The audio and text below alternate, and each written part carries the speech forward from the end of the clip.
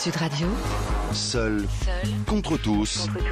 9h-11h. Philippe David.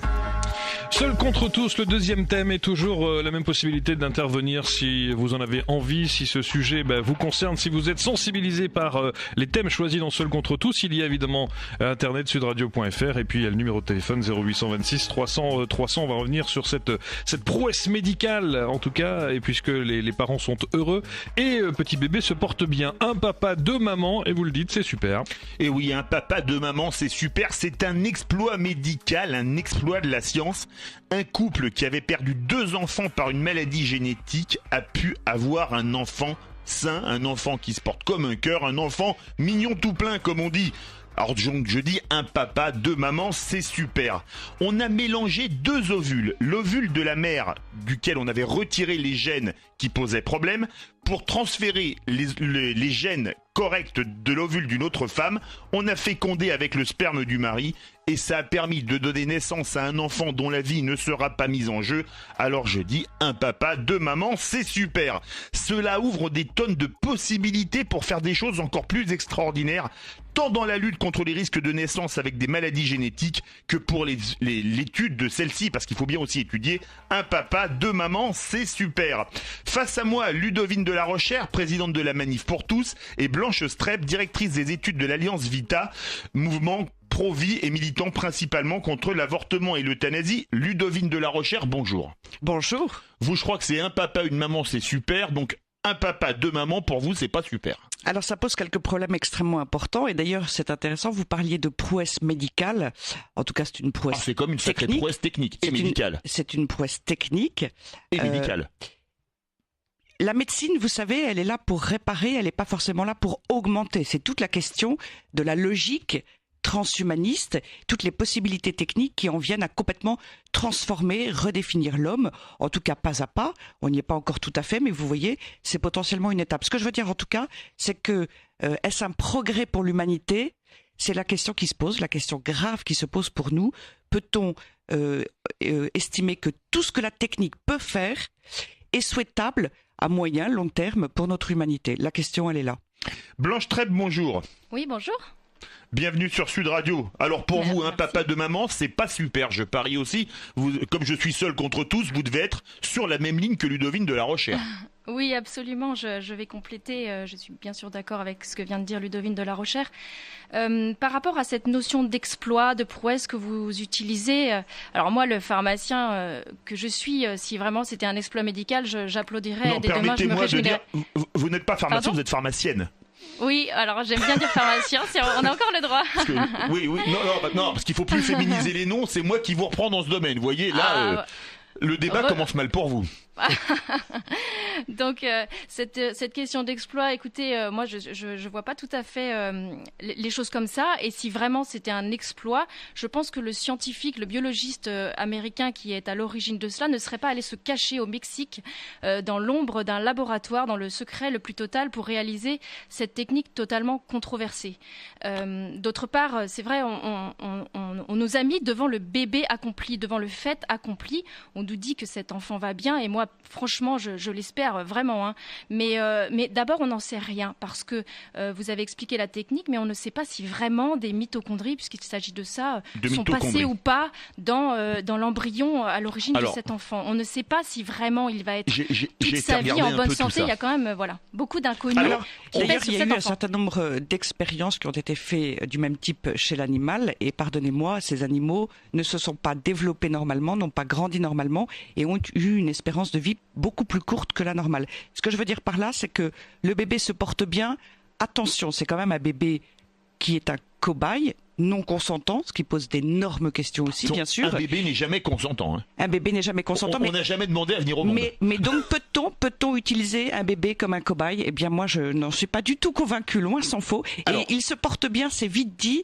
Attendons un peu de voir et j'espère que ce sera le cas, ce n'est pas sûr. Alors, on va reconceptualiser. Le bébé, c'est un garçon, c'est le fils d'un couple de Jordaniens qui avait déjà eu 2 petites filles, décédées l'une à l'âge de 6 ans et l'autre à l'âge de 8 mois, d'une maladie qui s'appelle le syndrome de Leigh, L-E-I-G-H, excusez-moi la prononciation, une maladie liée à un dysfonctionnement, comme le disait Blanche Streb, des mitochondries.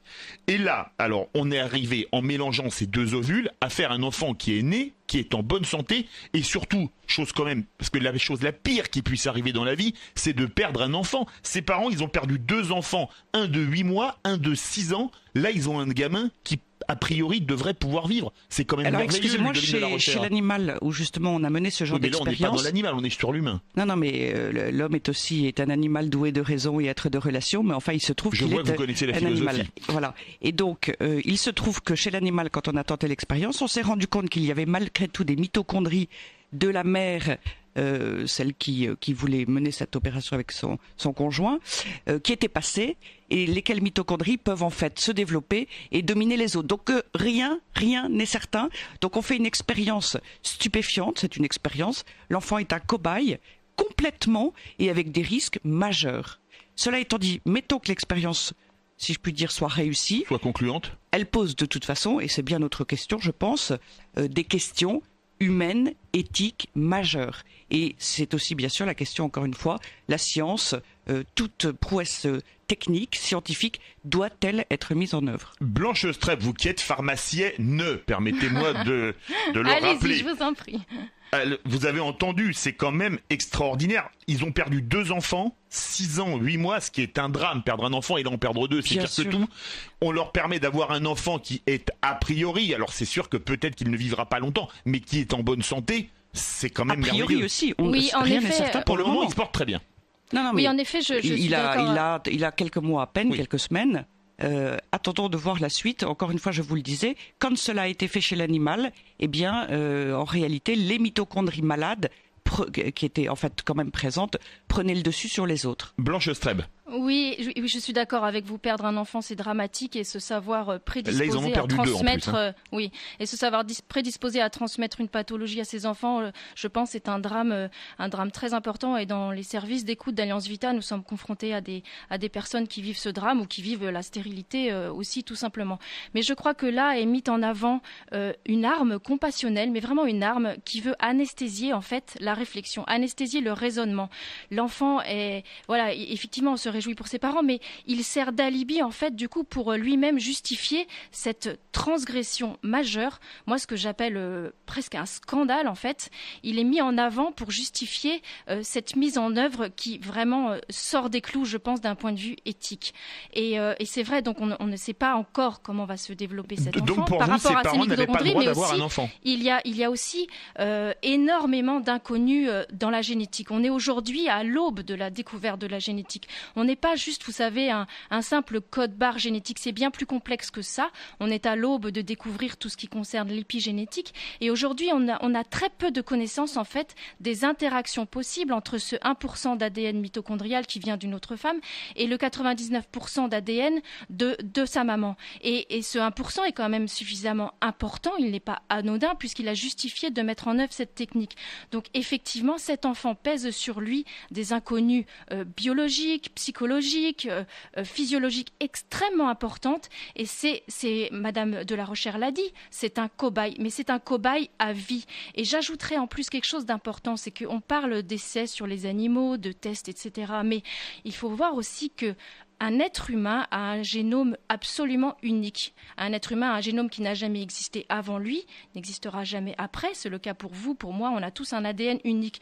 Donc, quel test on va nous mettre en œuvre? Sauf 2 vrais jumeaux qui ont exactement le même. Absolument, absolument. Mais même avec l'épigénétique, ils se développent assez différemment finalement quand ils ont une vie dans des environnements différents. Mais ce que je voulais dire, c'est que on ne fera jamais un test qui permettra à l'avance de dire qu'un enfant fabriqué comme ça n'aura pas de séquelles. C'est totalement impossible, c'est un mensonge. Et donc tous ces bricolages, il y a d'autres techniques. Nous, avec Alliance Vita, on a beaucoup travaillé sur la modification du génome d'embryons humains parce que vous savez, il y a d'autres techniques qui arrivent, le CRISPR-Cas9 dans les laboratoires. Oui, bien sûr, c'est une technique très simple et pas cher, et aujourd'hui qu'on peut mettre en œuvre dans tous les laboratoires et qui permet d'aller modifier le génome d'un embryon humain ou de toute cellule. Il y a des débats au niveau international sur cette question parce qu'en fait, c'est la question du bébé à la carte. Je vais vous poser une question à toutes les deux, tiens. Oui. Regardez, vous dites par exemple qu'avec cette nouvelle comment ça s'appelle ? CRISPR-Cas9. CRISPR-Cas9, c'est un peu compliqué, Voilà. excusez-moi. On peut aller modifier le gène d'un embryon. Moi, je trouve ça Absolument. extraordinaire. Vous avez un embryon qui est porteur de la mucoviscidose. Vous Oui, allez alors- le modifier. Au lieu de vivre 20 ou 25 ans, il va vivre 80 ans. C'est merveilleux. Alors, il faut bien voir que là aussi, c'est pas tout à fait ça. C'est-à-dire que ce type de maladie, on les détecte d'autres manières et je pense pas que ce serait ce type de maladie qui serait visé. Mais en tout cas, derrière tout ça, il y a la question fondamentale à se poser ce matin, je crois, c'est celle de l'eugénisme. Nous avons, vous le savez, beaucoup de choses qui sont déjà de l'ordre de l'eugénisme négatif, c'est-à-dire on élimine les faibles et les fragiles. Et là, nous rentrons dans l'ère de l'eugénisme positif, c'est-à-dire un eugénisme qui va aller cibler quels critères on peut donner à un enfant ou pas. Et là, mais vraiment, où va-t-on? Parce que nous-mêmes, vous et moi, Philippe David, on n'est pas des génomes parfaits, on a sans doute pas mal d'anomalités. Est-ce qu'on aurait Je vous passé laisse ce responsable de tamis? vos propos vous concernant. Je ne vous permets pas me concernant. Est-ce qu'on aurait... Non, mais la question à se poser, c'est est-ce que nous aurions passé le tamis génétique qu'on nous propose pour demain? Eh bien, j'en doute, en fait. Nous sommes tous génétiquement imparfaits et uniques, et c'est ça qui fait de nous des êtres étonnants, je crois, et en tout cas, nous avons le droit de vivre, je crois. On va avoir quelques réactions, ça c'est sûr. Le numéro de téléphone pour nous joindre 0826 300 300 sudradio.fr et la première tendance qui est assez étonnante puisqu'on n'arrive pas à départager. Non, c'est 50-50. 50-50, un papa, deux mamans, c'est super. C'est la position que vous prenez par rapport à cette avancée mes arguments, c'est pour ça médicale. que je suis encore pas tout à fait majoritaire. Pour l'instant, on reste là-dessus. 50-50 et on continue à en débattre dans une seconde. À tout de suite. Sud Radio, Seul contre tous. 9h, 11h. Philippe David. Quelques réactions 0826 300 300 sudradio.fr. Réaction disant moi je dis bravo à cette performance. Moi je dis je lis bien entendu. Bravo à cette performance médicale. Un papa deux mamans c'est super. C'est une technique extraordinaire. On use évidemment de cette technique et ça va permettre à des parents de pouvoir enfin vivre normalement et décemment avec un petit bébé, un petit garçon qui se porte bien. Justement, Blanche Streb, qui est directrice des études d'Alliance Vita, a mis le doigt où ça fait mal. C'est souvent le principe dans l'émission. Et je vais vous poser d'abord la question à vous, Ludovine de La Rochère. Ces parents, ils ont eu 2 enfants. Les 2 enfants sont morts du syndrome de Leigh. Est-ce que vous pensez pas que c'est merveilleux qu'ils aient pu avoir un enfant en ayant beaucoup moins de crainte que ce gamin meure, plutôt que tenter d'en avoir un 3e qui serait peut-être mort dans les mêmes circonstances que ses 2 frères et sœurs? Et on ne sait encore pas du tout si ce petit garçon mourra lui-même dans les mêmes circonstances. Mais ce que je veux vous dire... Mais par contre, pour les parents, est-ce que vous trouvez pas que faire un enfant après en avoir perdu 2, c'était un peu la roulette russe? Écoutez, moi je pense que y a de quoi s'interroger de manière très très lourde, très grave. Est-ce que réellement ces parents prévoient et réfléchissent en fonction de l'enfant ou en fonction d'eux-mêmes? Cet enfant a 3 parents. Comment le vivra-t-il? Que se passera-t-il? Et sans revenir sur la question de la santé, dont rien ne dit à ce jour qu'il s'en sortira mieux que ses aînés. Mais je vous demande de vous mettre à la place de ses parents.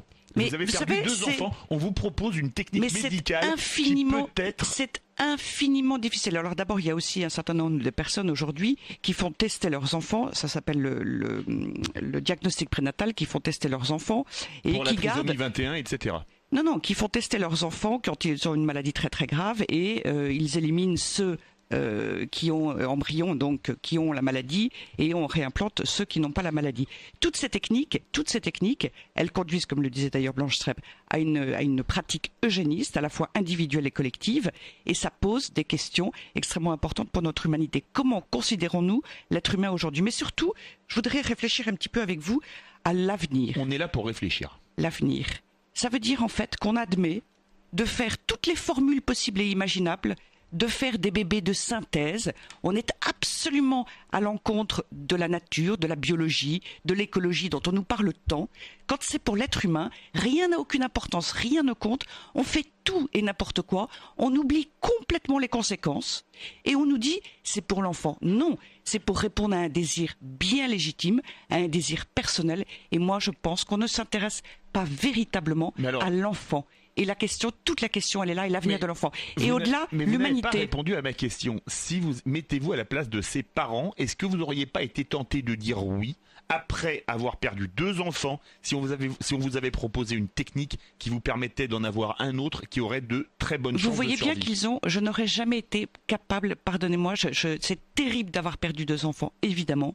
Mais pour ma part, je n'aurais pas été capable de transgresser à ce point-là. D'ailleurs, on voit, ils ont parcouru le monde entier, ils sont allés à la recherche, ils ont contourné les lois, etc. Ils sont jordaniens. Parce que c'est interdit aux États-Unis, vous ne l'avez pas dit ? Non, alors, j'allais le dire, c'était plus tard dans le conducteur de l'émission. C'est interdit aux États-Unis parce qu'il y a eu tellement de conséquences graves et délétères sur ce genre d'expérience que c'est absolument interdit aux États-Unis. Ludovine de la Ils ont pris des risques immenses. Je vais poser la même question à Blanche Trèbe. Vous n'auriez pas tenté ce type de fécondation ? Non, je n'aurais pas tenté ce type de fécondation. Et après avoir perdu 2 enfants, auriez-vous tenté d'en avoir un 3e ? Peut-être pas. Et la question, elle est là, dès lors qu'on est confronté, malheureusement ça arrive à beaucoup d'entre nous, c'est une chose répandue. Cornéliens.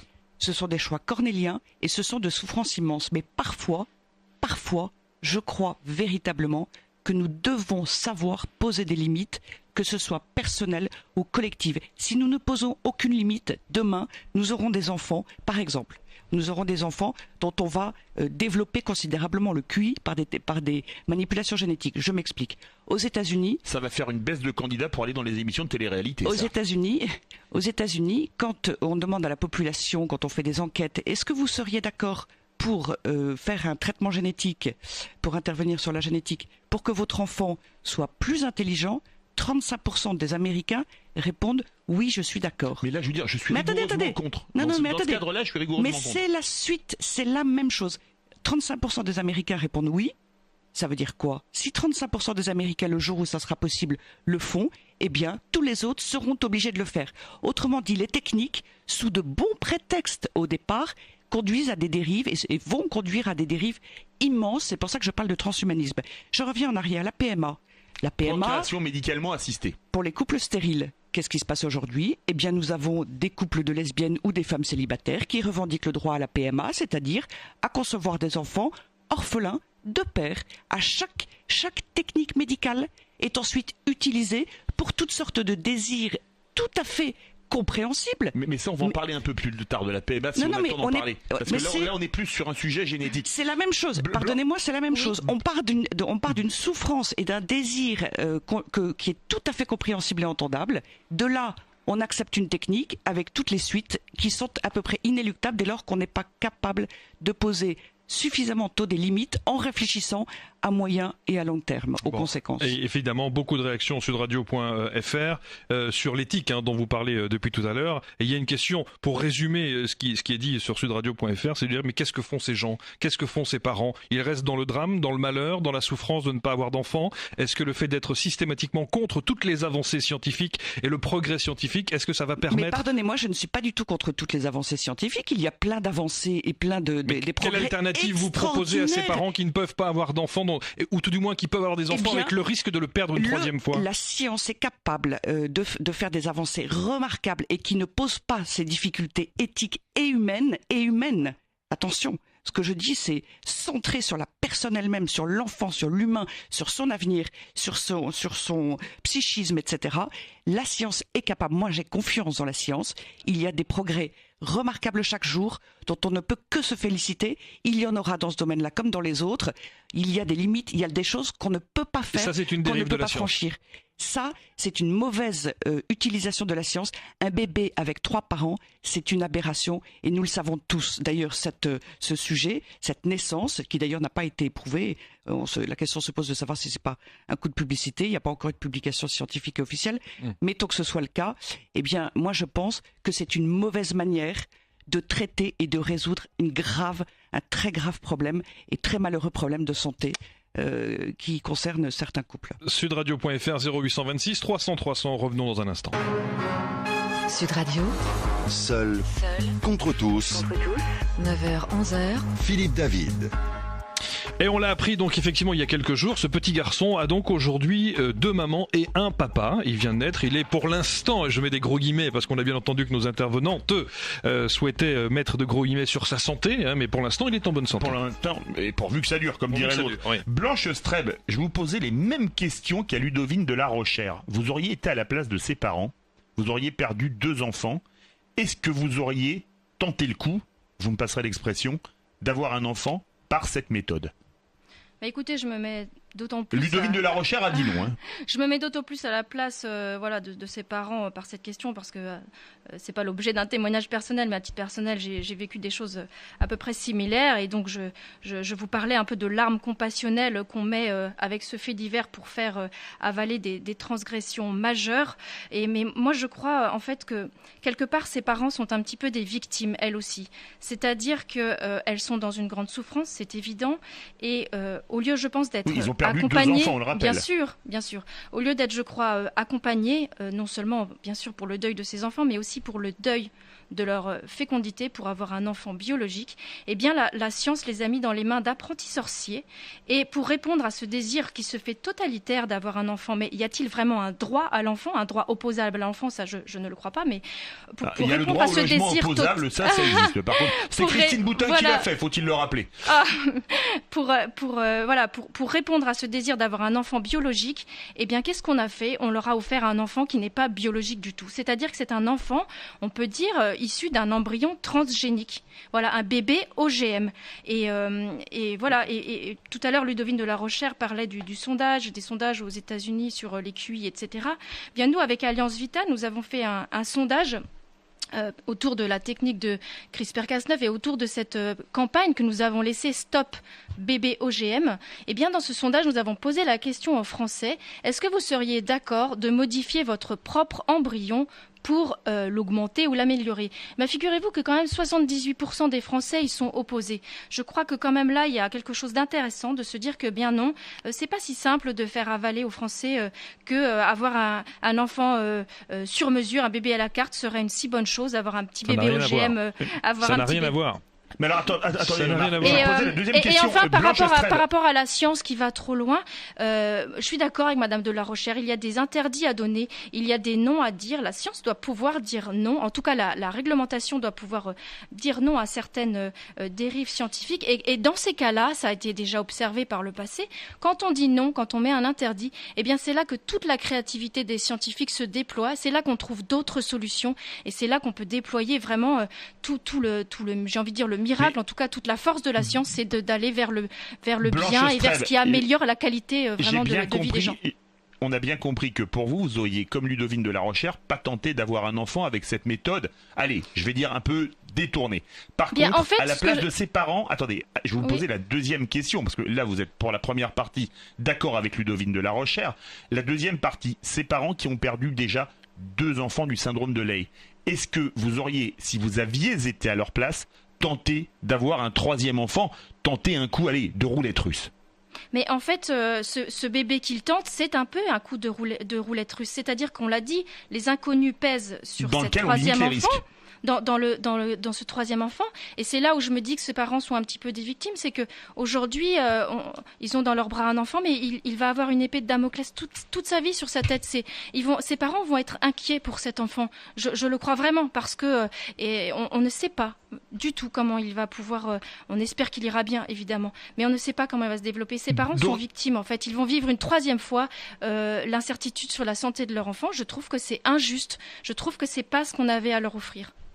Alors justement, Ludovine de la Rochère, vous êtes toutes les deux sur la même longueur d'onde, je suis donc bel et bien seul contre tous, mais c'est le principe de l'émission. Alors on revient sur ce mélange de 2 ovules, en fait, où on retire les parties défectueuses de ceux de la mère pour mettre ceux d'une autre femme, mais l'embryon qui a été fécondé in vitro a été implanté dans l'utérus de la mère, c'est-à-dire de la femme du père. Oui, et est-ce que pour vous ça pose un problème de filiation? Qui est la mère? Je vous demande. C'est celle qui l'a porté et qui a donné son ovule.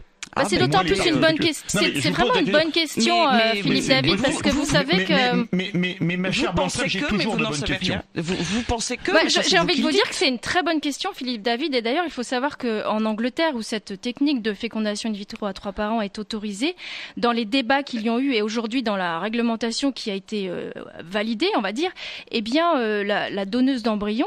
D'ovule, pardon, excusez-moi, la donneuse d'ovule, elle peut plus être considérée comme la mère. Donc en fait, il y a quelque part, effectivement, la preuve qu'il y a une sorte de brouillage un peu dans la filiation, où on demande à cette donneuse d'ovule, on lui dit vous aurez aucun droit sur cet enfant. Voilà, il y a quelque chose de complexe en fait aussi d'un point de vue éthique sur la filiation. C'est pour vous, un donc, brouillage la mère des n'est cartes. Pas la mère. Alors attendez. Pour vous, la mère n'est pas la mère, donc. Non, moi je dis, qui est la mère ? Qui peut savoir et dire qui est la mère ? L'enfant pourra-t-il se dire et savoir qui est sa mère ? Sa mère, c'est celle qui l'a portée ? Non. C'est celle qui l'a portée. Ça, on le dit pas pour la GPA. Je vais vous dire une chose. Non, mais attendez, je vais vous dire oui, pour la GPA, c'est le contraire, quand ça arrange chacun. Attendez, c'est ce que je dis pour la GPA, soit dit en passant. Je vais jusqu'au bout. En principe, et d'une manière universelle, la mère, c'est celle qui est la mère génétique, c'est-à-dire que ce sont ses ovocytes, elle porte son enfant, elle le met au monde, elle l'accueille. C'est-à-dire qu'il y a une cohérence entre toutes ces dimensions de l'histoire de l'enfant, cohérence qui va ensuite avec l'aspect psychique, social, culturel et donc biologique, génétique, etc. Je veux dire par là que cette harmonie, cette cohérence, elle est fondamentale pour l'enfant. Pour quelle raison ? Parce que nous, êtres humains, nous ne sommes pas d'un côté biologique, de l'autre côté psychologique, social, culturel. Nous sommes tout cela de manière très entremêlée. Et j'ajoute que regardez les enfants orphelins. Les enfants orphelins sont adoptés par des parents aimants. Je pense que vous ne me contredirez pas. En général, oui. Que se passe-t-il ? Ces enfants, dans l'immense majorité des cas, et jusqu'à la fin de leur jour, s'interrogent sur leur origine, leur identité, leur filiation, leur histoire. Il y a une question d'identité. C'est fondamental. Cet enfant qui a 3 parents, et puis demain, pourquoi pas 4 ? Et puis, pourquoi pas encore davantage ? Eh bien, cet enfant, il se proposera très vraisemblablement, on peut vraiment le craindre, j'espère que je me trompe, mais on peut le craindre, il aura des questions d'identité très profondes. Et vous savez bien, par exemple, dans la vie de tous les jours, vous dites, tiens, il a vraiment l'expression, le sourire de sa mère, c'est extraordinaire. Ah, mais il a, je dis n'importe quoi, les beaux yeux de son père. Et il est, etc. Ce sont des petites choses de la vie de tous les jours qui ont une grande importance et qui fonde l'enfant et son origine. Et c'est une question que se posent beaucoup les enfants orphelins. Et là, à qui va-t-il ressembler ? Mystère. Il faudra aussi poser la question de savoir quelle alternative on peut proposer à ses parents qui, évidemment, étaient dans la souffrance avec la perte des 2 premiers. Parce qu'on ne fait que constater, là, à chaque fois. On va appeler Maëlys qui voulait nous rejoindre et qui, d'ailleurs, est un petit peu sur la même ligne que vous. Vous parliez de l'adoption il y a un instant. Elle est tout à fait d'accord avec vos propos. Maëlys, bonjour. Oh, monsieur, je vous entends avec un fatigue, un brouillard épouvantable. Bon, on va essayer de... Allez-y, on vous entend très bien. Dites-nous. Bienvenue sur Sud Radio. Bon, eh bien, j'ai dit 3 choses, mais je rejoins la dame qui parlait là. C'est évident que quand on a un sentiment maternel, on peut très très bien le reporter sur un enfant adopté. C'est tellement triste, le cas des orphelins. Pourquoi aller faire des choses complexes, aventureuses, dangereuses ? Il faut penser aussi quand même que le psychisme d'un enfant, à 3 têtes, c'est du travail pour tous les psychologues à venir, tout ça. C'est complexifier des choses qui peuvent être encore bien plus douloureuses que la recherche pour un enfant de ses vrais parents s'il les a perdus. Oui, vous aviez 2 autres points aussi à voir. J'ai 2 points. Je voudrais savoir techniquement comment ça se fait. C'est-à-dire, il y a un ovule. Alors, on modifie l'ovule, on fait une synthèse de 2 ovules. C'est ça, on retire le gène défectueux de l'ovule de la mère pour le remplacer par le gène sain de l'ovule d'une autre femme. Ah, c'est terrifiant. Bon, et alors après, qui est la mère porteuse ? Voilà, la mère, la femme du mari, celle qui avait un gène défectueux dans ses ovules.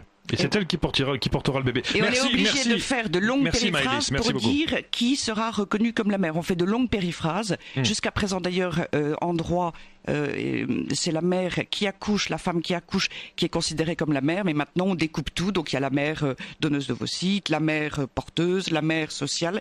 Eh bien, pardonnez-moi, je pense, comme disait madame, que les psys les psys vont nous remercier dans les années à venir. Ça va être absolument formidable pour eux. Mais je voudrais juste répondre à votre question. Merci Maëlys. Je voudrais répondre enfin à votre question. Vous me disiez, mais que dit-on à ces parents là tout de suite maintenant ? C'est légitime. Eh bien, comme malheureusement à beaucoup de personnes aujourd'hui encore, il y a des maladies, il y a des contextes terribles dans lesquels la médecine n'a pas encore de solution. Donc contentez-vous de ça. Pardonnez-moi, je poursuis. Pardon. Je poursuis et en revanche, la médecine peut et doit travailler pour qu'un jour il y ait une solution. Mais je crois, en effet, que la vie, la réalité fait que dans certains cas, il n'y a pas de bonne solution. Il n'y a pas encore de solution. C'en est une, ça. Mais c'est une mauvaise solution, vous le voyez mais bien. on ne le sait pas pour l'instant. On n'a pas le recul nécessaire. Mais au moins, le bébé est en bonne santé pour l'instant. Je crois que c'est Churchill qui disait, entre deux mauvaises solutions, donnez-moi la moins pire. Non, mais je reviens sur la question de la PMA, qui est la solution miracle donnée et proposée à tout le monde, etc. Alors que le sujet est infiniment plus complexe. Et quelquefois, on fait rêver, comme ici, on fait rêver les parents, alors qu'au bout du compte, il reste beaucoup de couples stériles. Il n'y a pas de solution idéale. Même quand elles sont présentées comme telles. Par ailleurs, comme je le disais, la PMA, elle est utilisée pour beaucoup d'autres fins maintenant. Et par exemple, cette technique, figurez-vous qu'elle pourrait servir aussi à toutes les femmes un peu âgées qui pourraient faire sortir le noyau de leur ovocyte, l'insérer dans l'ovocyte énucléé d'une autre femme, parce qu'elle n'aurait plus le problème lié à leur âge pour la conception d'un enfant. Donc, en fait, on va pouvoir aussi l'utiliser pour retarder indéfiniment et avoir des enfants très tard. Est-ce souhaitable pour les enfants d'avoir des mères âgées ? De la même manière, vous avez les trouples aussi. Les trouples, c'est le couple à 3. Vous avez en France régulièrement des conférences sur ces sujets du trouble. Après tout, on peut s'aimer à 3 et on pourrait vivre à 3 et on pourrait se marier à 3. Mais là, vous prenez toujours des situations extrêmes. Mais ce ne sont pas, pardonnez-moi, le mariage gay il y a 15 ans, tout le monde disait jamais. Et puis maintenant, il est voté. Ça existait déjà dans plein de pays il y a 15 ans. Ça existait en Californie, ça existait en Espagne, ça existait aux Pays-Bas, ça existait dans plein de pays. Alors, c'est sûr que ça n'existait pas en Arabie Saoudite. Là, c'est clair, parce que là-bas, on prend les homosexuels. Ça existait dans quelques États. Ça existait dans quelques États. On n'est plus dans le sujet là. Quand vous me dites, mais ça existait déjà dans plein de pays il y a 15 ans. Quand vous me dites, c'est très lointain, c'est pour dans très longtemps, mais excusez-moi, il y a déjà tous les jours, allez regarder sur Internet, des conférences en France sur les revendications et les droits des trouples et les droits qu'ils souhaitent obtenir et avoir. Vous avez eu au Brésil. Vous venez de m'apprendre le mot, je le connaissais même pas, le trouble. Eh ben, quand on travaille un peu sur ces sujets-là, on s'aperçoit que ça avance. Au Brésil, il y a eu un mariage à 3 tout à fait légal, etc. Ce que je veux dire par là, c'est que demain, vous aurez aussi le droit à l'enfant pour les trouples et qui auront recours à des techniques de ce type-là. Mais vous n'avez pas répondu. Il faut marquer une pause. Par contre, vous n'avez pas répondu à la question tout à l'heure, c'est que, à défaut de ne pas faire ces expérimentations, puisque vous parlez de cobayes, qu'est-ce que l'on propose comme alternative à ses parents, hormis le fait de parler d'adoption ou d'autre chose ? Quelle est l'alternative ? Alors, aujourd'hui, pour eux-mêmes, pour avoir un enfant biologique sain, le fait est qu'aujourd'hui, ça n'est pas possible. Et vous savez, quand on dit la vérité, ça permet de l'accepter et d'avancer. Et par ailleurs, l'adoption répond à des besoins et à des désirs d'enfants et répare des vies d'enfants qui ont perdu leurs parents depuis déjà des siècles, depuis longtemps. On connaît bien, et l'adoption peut parfois répondre à ce désir de donner et d'aimer un enfant. On va continuer à en parler. J'ajoute, pardonnez-moi, qu'il y a en effet, oui, des limites, je l'assume. On continue à en parler donc de ce fameux bébé, ce petit garçon qui est né avec un papa et 2 mamans. Vous le dites, Philippe, c'est super, et visiblement, la tendance est un peu à l'opposé de ce que l'on peut défendre sur Sud Radio ce matin, et va plutôt dans votre sens, puisque 70% de ceux et celles qui votent sont contre cette idée, ne sont pas d'accord en tout cas avec les arguments que nous avons avancés jusqu'à présent. On retrouve nos invités dans une seconde. 0826 300 300, sudradio.fr, dernière partie de ce Seul contre tous. À tout de suite. Sud Radio. Seul contre tous. 9h-11h. Philippe David. Sudradio.fr 0826 300 300. Je suis assez étonné du sondage dont on a parlé. 70% sont contre cette histoire de petit garçon qui est né, qu'on appelle d'ailleurs sur Sudradio.fr un cobaye, ni plus ni moins. Il n'y a même pas l'histoire de petit garçon ou pas. Je suis assez étonné de cette tendance. Je pensais que beaucoup se seraient réjouis d'avoir des parents heureux et un petit garçon en bonne santé. Oui, et puis on s'intéresse au cas particulier et comme toujours, on oublie l'intérêt général et l'avenir. On va faire parler de Blanche Trèbe, justement. Blanche Trèbe, je vais vous poser une question. Vous avez parlé du Royaume-Uni. Alors, la technique qui a été utilisée au Mexique, parce qu'elle est interdite aux États-Unis, mais le médecin est un médecin américain, le Dr Zhang, aux États-Unis, on va faire différent. L'ovocyte de la mère et celui de la donneuse seront fécondés par des spermatozoïdes du père, puis énucléés, c'est-à-dire qu'on retirera le noyau, avant qu'il ne se divise pour donner un embryon. Le noyau de la donneuse sera alors éliminé et remplacé par celui de la mère pour former l'embryon. Là, il n'y a plus de problème de filiation, Blanche Trèbe. En fait, les techniques... Parce que là, il n'y a plus que les patrimoines génétiques de la mère. Non, en fait, les 2 techniques que vous décrivez, elles aboutissent au même résultat. Simplement, le moment... mais c'est pas les mêmes techniques. Mais en fait, ça aboutit au même résultat, c'est-à-dire que le noyau cellulaire, c'est-à-dire là où est concentré le presque totalité du patrimoine génétique de la mère biologique est retirée soit de l'ovule de la mère, soit de l'ovule de la mère déjà fécondé dans l'ovocyte de la donneuse. En fait, ça aboutit à la même chose, c'est-à-dire que de toute façon, on a un embryon avec un triple patrimoine génétique, c'est-à-dire celui du spermatozoïde, celui du noyau de la mère biologique et le 1% d'ADN des mitochondries de la donneuse. Ça aboutit au même résultat, à la même mosaïque, si vous voulez, au même embryon transgénique. Mais moi, ce que je trouve vraiment important de préciser quand même, et c'est, je pense, ce que les Français qui nous écoutent et qui votent ont pressenti, c'est que, en fait, par cette technique, on ne guérit personne. Il faut bien comprendre qu'on a guéri personne. On a fabriqué quelqu'un de toute pièce. Et on peut se questionner de mettre autant d'argent dans une pathologie telle que celle-là, aussi grave soit-elle, aussi dramatique soit-elle, mais aussi rarissime soit-elle, quand on sait qu'aujourd'hui, un enfant meurt chaque minute du paludisme, un enfant meurt de faim toutes les 6 secondes dans le monde, et dans la Silicon Valley, les entreprises, notamment celle qui s'appelle 23andMe, une filiale de Google, investit des millions de dollars dans un travail qui consiste à mettre au point des techniques de séquençage d'embryons, des techniques d'amélioration. Ils déposent des brevets qui sont absolument inquiétants. Et est-ce qu'aujourd'hui, on est tenu un petit peu à applaudir ce qui s'est fait dans le secret le plus total? Mais si demain, on nous présente un bébé cloné qui va bien, si demain, on nous présente une chimère, c'est-à-dire ce qui se trafique un peu en Angleterre comme test, un embryon humain fabriqué à partir d'un ovule animal, est-ce qu'on sera tenu d'applaudir si l'enfant va bien, même s'il y a cette épée de Damoclès sur sa tête? Moi, je trouve qu'on est un peu pris quand même à partie, on est pris à défaut. Cette arme compassionnelle nous empêche de réfléchir. Et j'ajouterais quelque chose qui va, j'espère, vous intéresser, Philippe David. Mais bien sûr. Il y a on parlait des revendications de troubles, etc. C'est une vraie question. Je ne savais même pas que ça existait, les troubles, il y a 10 minutes. Moi, je le savais. Et il y a aussi une énorme brèche actuellement de travail dans toute cette dynamique un peu transhumaniste qui veut mettre le doigt sur la vie, qui veut venir fabriquer de toutes pièces un être humain. C'est prométhéen, de tout temps ça a existé. Eh bien, aujourd'hui, il y a une technique qui est à l'essai. C'est à l'aide de ce qu'on appelle IPS. C'est une technique qui permet en fait, c'est une technique qui permet de reprogrammer une cellule adulte, par exemple une cellule de peau, en une cellule totipotente, une cellule capable de devenir n'importe quelle cellule. Je m'explique, c'est peut-être pas très clair. D'accord, c'est-à-dire une cellule de peau peut devenir une cellule d'œil, par exemple. Oui, c'est à peu près ça. En tout cas, il est mis, en ce moment, on a fait une publication sur notre site Alliance Vita sur ce sujet, des tests qui sont faits pour reprogrammer une cellule de peau en gamètes. C'est-à-dire que si cela est mis au point... Les gamètes, c'est spermatozoïdes ovules, si je ne m'abuse, voilà, c'est ça ? Exactement. Si cela est mis au point, on pourrait imaginer, c'est ce qu'essayent de faire les scientifiques. C'est cours de biologie. C'est ça. Ce qu'on peut imaginer avec cette technique, ce qu'ils essaient, ce que ces scientifiques, apprentis sorciers, essayent de faire, c'est de faire en sorte qu'une cellule adulte puisse redevenir un gamète. Et donc, on peut voir derrière cela la possibilité de fabriquer un embryon à partir d'un gamète et d'un ovule et d'un spermatozoïde qui aura été fabriqué à partir de l'ADN d'un seul adulte, par exemple, ou de 2 adultes de même sexe. Et vraiment, cela pose des questions éthiques majeures, parce que je voudrais quand même rappeler quelque chose d'important. On a parlé d'écologie, de nature, voilà.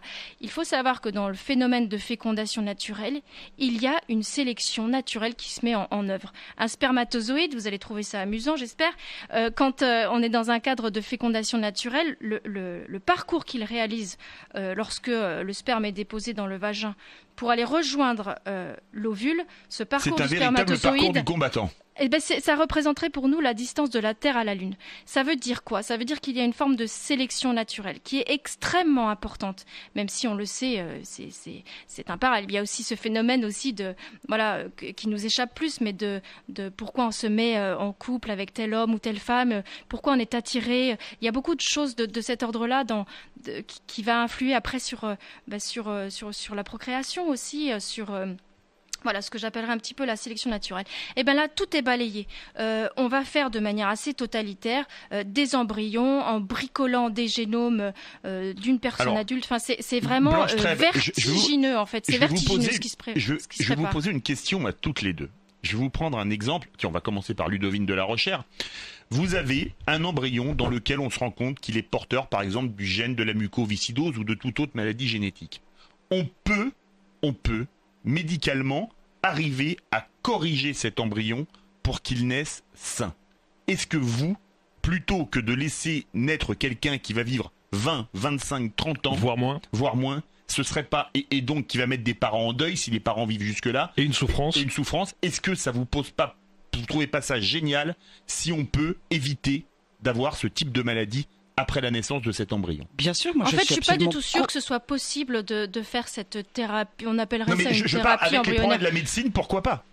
Oui, mais vous savez, comme je le disais au tout début, quand on corrige, c'est la même chose avec CRISPR-Cas9 et ce qui aujourd'hui se discute.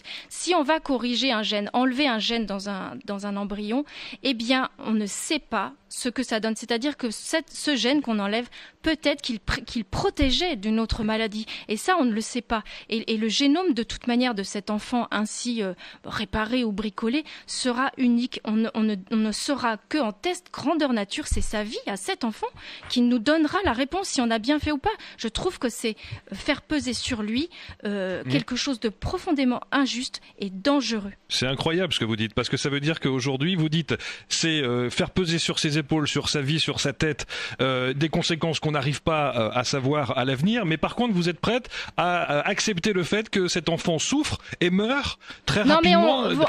C'est incroyable. Oui, mais vous posez la question, vous posez une question très intéressante, puisque c'est, je pense, qui est le plus objecté. Et même j'ai eu cette discussion-là, et mon délégué général Tugdual Alderville a eu cette discussion-là aussi par Twitter avec notre ami Laurent Alexandre, spécialiste du transhumanisme. Une discussion en 140 caractères, c'est quoi? Ouais, mais en message privé, on peut s'en dire des choses, vous savez. En fait, là, on est devant un piège.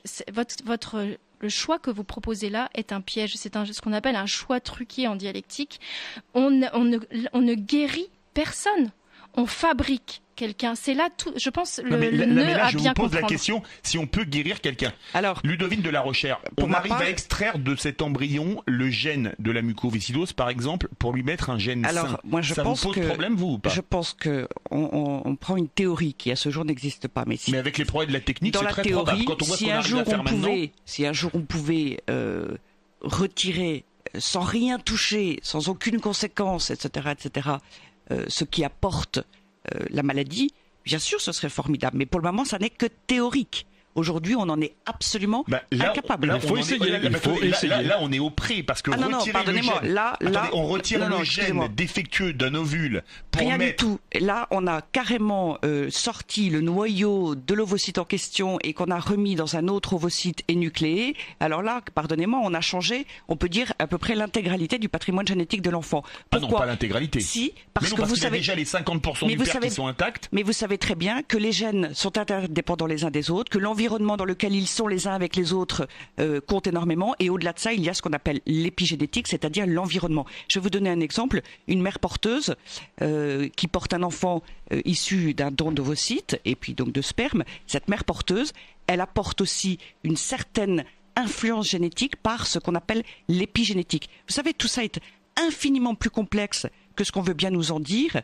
Malheureusement, souvent, les scientifiques, parce que bien sûr c'est extrêmement complexe, et n'oublions pas que chaque élément, mais chaque micro-élément a un rôle à jouer, joue un rôle. Je vais vous dire, il y a quelques années, on pensait que l'ADN, l'acide désoxyribonucléique, qui constitue les chromosomes, au cours de biolo, absolument, avait un rôle, mais on pensait que l'ARN, l'acide ribonucléique, voilà, qui est le complément de l'ADN, on pensait il y a quelques années qu'il n'avait aucun rôle. Évidemment, on a découvert depuis qu'il a un rôle absolument majeur. Autrement dit, on rentre là dans un système qu'on connaît encore très mal, comme disait Blanche Streb tout à l'heure, qu'on connaît encore extrêmement mal, et on bricole, on joue aux apprentis sorciers. Sur le papier, ce que vous dites intellectuellement, moi, je ne serais pas comme ça là opposé, mais on en est très très loin.